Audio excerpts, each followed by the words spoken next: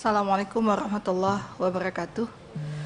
Syukur pada Allah dan salat pada Rasulullah, Pak Ketua, para pimpinan dan anggota Komisi 10, Mas Menteri dan seluruh jajaran.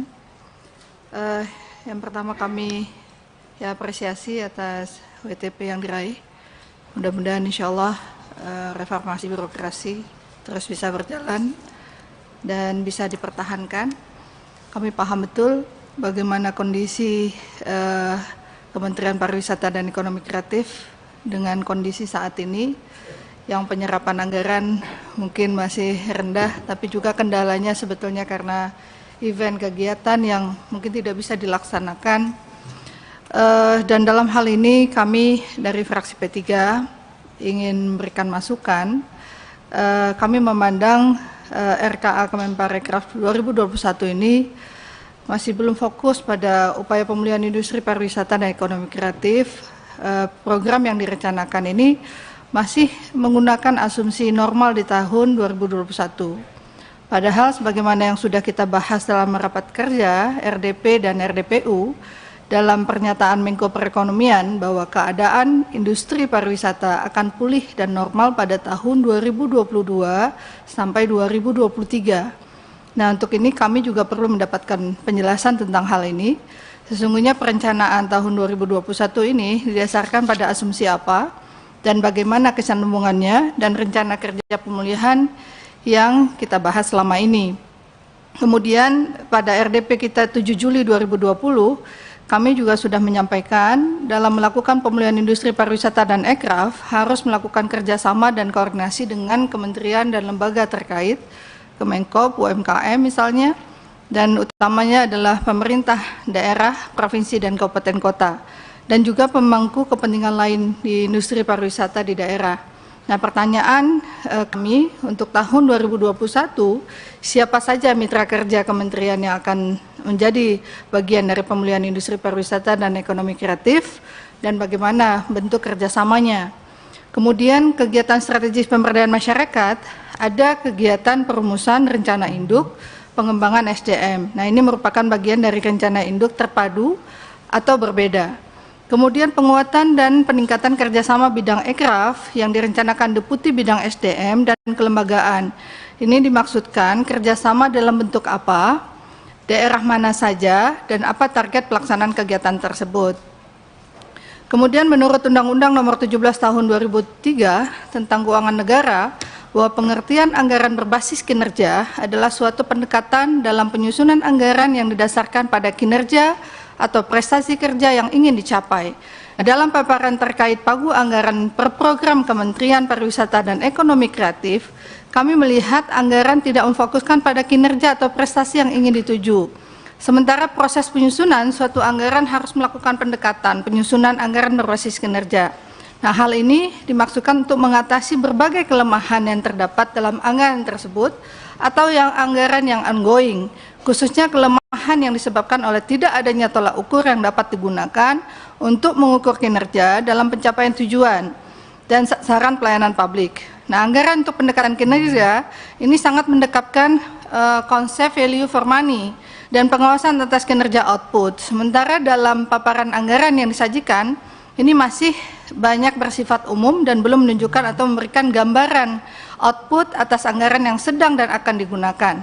Jadi kami minta agar setiap pendekatan penyusunan anggaran per deputi sudah harus memberikan juga gambaran target dari anggaran yang dikeluarkan, misalnya dalam usulan RKAKL tahun 2021, Deputi Bidang Kajian Strategi Anggaran yang disediakan sebesar 167 miliar 56 juta yang diperuntukkan digunakan untuk kegiatan strategis, yaitu perumusan kebijakan dan kajian strategis pariwisata dan ekonomi kreatif, analisis data statistik pariwisata dan ekraf, kajian peningkatan konektivitas, kajian nasional branding.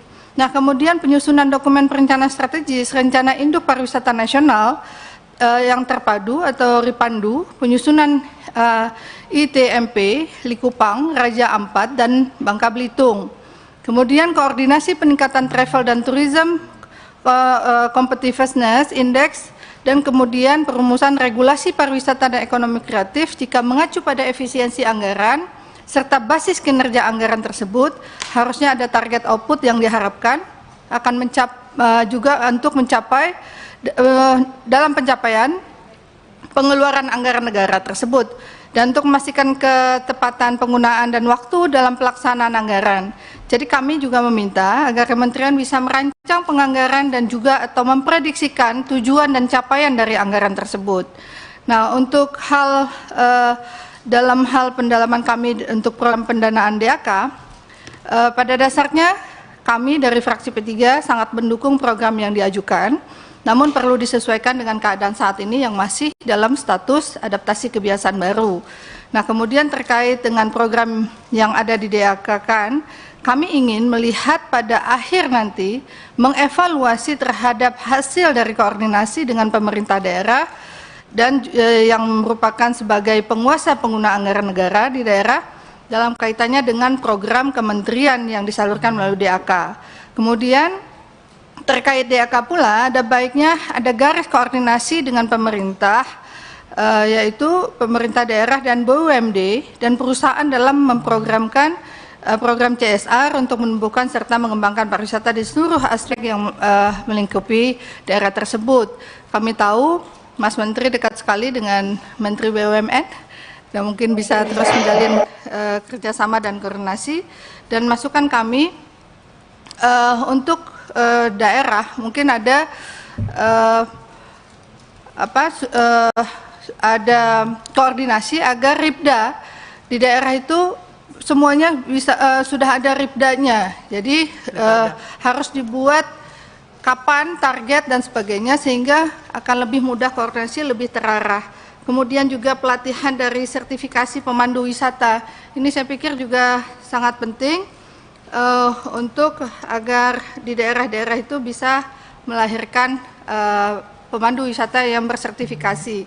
Kemudian juga kajian pasar yang harus dilakukan di daerah, sehingga daerah-daerah yang sudah memiliki potensi wisata besar, katakanlah misalnya Aceh, wilayah Aceh Barat Selatan, itu di kunjungan dari Abu Dhabi, Malaysia cukup tinggi peminatnya.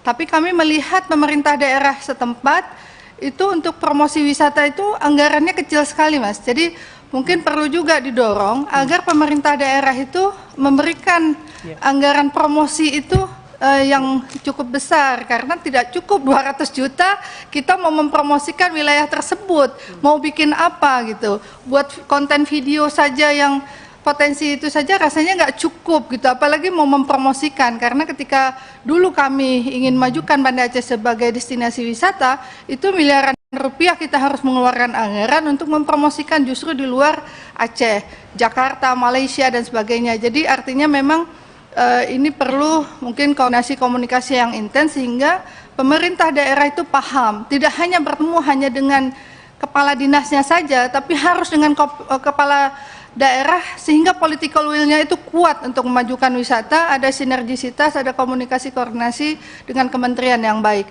Mungkin itu saja, terima kasih. Mohon maaf atas segala kekurangan. Wa afaminkum wa astaghfirullah li wa lakum. Assalamualaikum warahmatullahi wabarakatuh. Daftar Bu, boleh Bu.